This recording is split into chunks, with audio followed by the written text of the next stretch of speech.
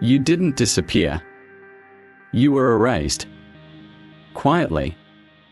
Slowly. Completely, you became what people look through. A whisper. A presence without presence, and the worst part. You started believing you deserved it. You didn't become a shadow overnight. Shadows don't form in chaos, they form in absence of light, and somewhere in the stretch of days that all looked the same, you stopped lighting matches, stopped asking why not me. Stopped reaching, stopped risking, because hope started to feel like a setup. The truth is brutal, but simple. You lost the will to fight, because you forgot what you were fighting for. You used to have hunger. Not just for success, but for meaning. For more. For something real, but over time, you got tired of trying to matter. Tired of chasing approval that never came. Tired of showing up strong when you felt nothing inside. So you started shrinking. And people called it maturity. You started saying less. And they called it wisdom. But it wasn't wisdom. It was surrender. You became a master of disguise. Not to deceive, but to protect, because every time you brought your true self into the world, you were met with silence. Or rejection. Or worse, indifference, and nothing hurts like being unseen when you're finally trying to be real. So you gave up the flame. You convinced yourself the fire was dangerous. Too wild. Too much. You told yourself it was better to be calm. To be easy. To be low maintenance, but the lie settled in your bones, because peace isn't the absence of fire. It's the presence of purpose, and now you're not at war, but you're not alive either. You're surviving in a shell. Drifting in your own life. A ghost in a place you used to belong to. This video isn't here to fix that. It's here to show you why you stopped fighting in the first place, why you disappeared in full view.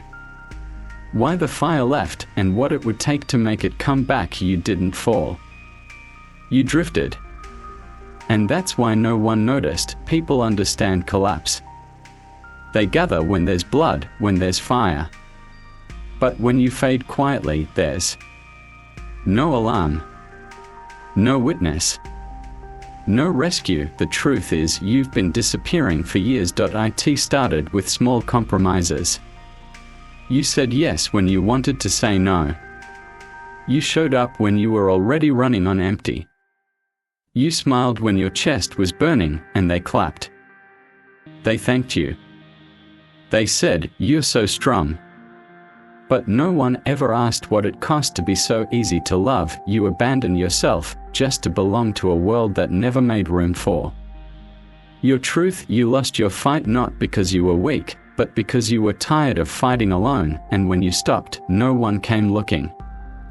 Because they liked you better this way. Quieter. Softer. Manageable, but inside, something started dying. Not all at once, slowly. Like a house with no one living in it, the dream stopped knocking.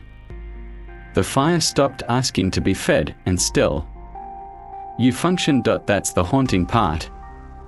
You still got things done. Still worked. Still answered messages. Still performed the role they gave you, but inside, you were dissolving. And no one could see it. Not because you hid it well, but because they weren't looking. Some nights, you stare at the ceiling and feel a heaviness you can't name. Not sadness. Not anxiety. Just the weight of everything you didn't say, the parts of you buried. The versions of you that were too loud, too real, too much. The kid who used to feel everything deeply. The teen who believed they were destined for something big.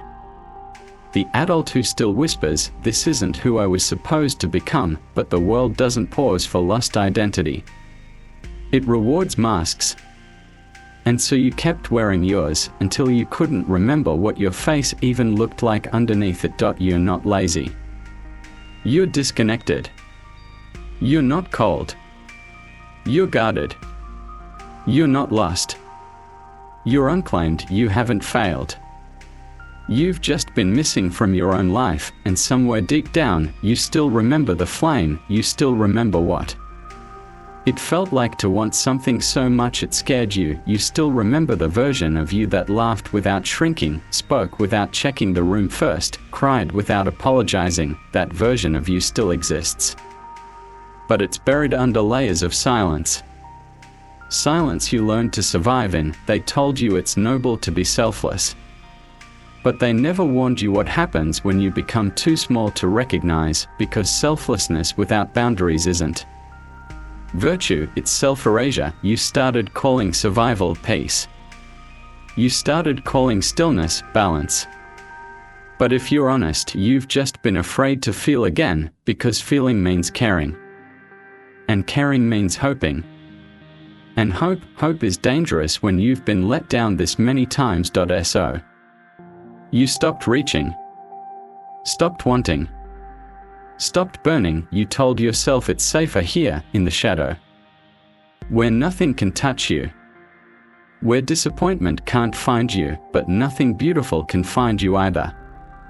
Not here. And here's the terrifying truth: if you don't fight to come back, you'll spend your whole life being almost alive, almost connected, almost happy, almost you, and the world will keep moving.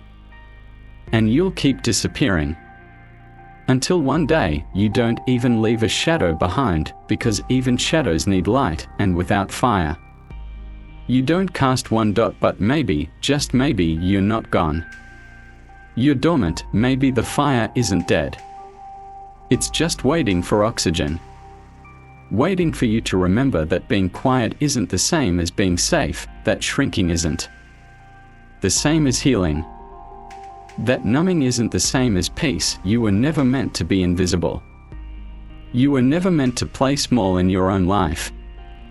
You weren't born to survive silence, you were born to set fire to the dark. But it's not a switch. It's a decision. 1,000 small rebellions.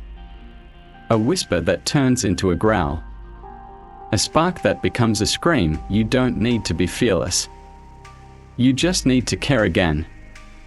Even if it hurts, even if it sets everything on fire, especially if it does. You didn't lose everything. You just stopped believing you were worth the fight. You used to be fire. Now you're furniture in your own life. You apologize more than you breathe. You're not quiet because you're calm. You're quiet because no one listened when you screamed. You say I'm fine like it's a prayer no one answers. You stop dreaming because hope feels like betrayal. Now you numb the pain, then hate yourself for not feeling alive. You don't rest. You shut down. You don't want attention. You want someone to notice without asking. You didn't want to disappear. You just wanted someone to care that you were here. You don't have to become who you were. That version of you is gone. And maybe that's okay. Maybe this isn't about going back. Maybe this is about returning to yourself differently, not louder, not stronger, just realer, because you've learned the cost of pretending. You've worn the mask so long it fused to your skin. But something in you, quiet, small, stubborn, still remembers how it felt to burn, and that memory matters. You haven't run out of time. You haven't missed your moment. You're not too far gone. You're just dimmed, covered in layers of silence, weighted by years of almosts, held hostage by the idea that being invisible is safer than being rejected. But listen to me, you're allowed to want again. You're allowed to care. You're allowed to show up messy, unfinished, unsure, and still be worthy of fire. You don't need permission to reignite. You just need one reason. One moment of defiance. One crack in the numbness where light can break in. This world won't hand you your flame. It won't make space unless you take it.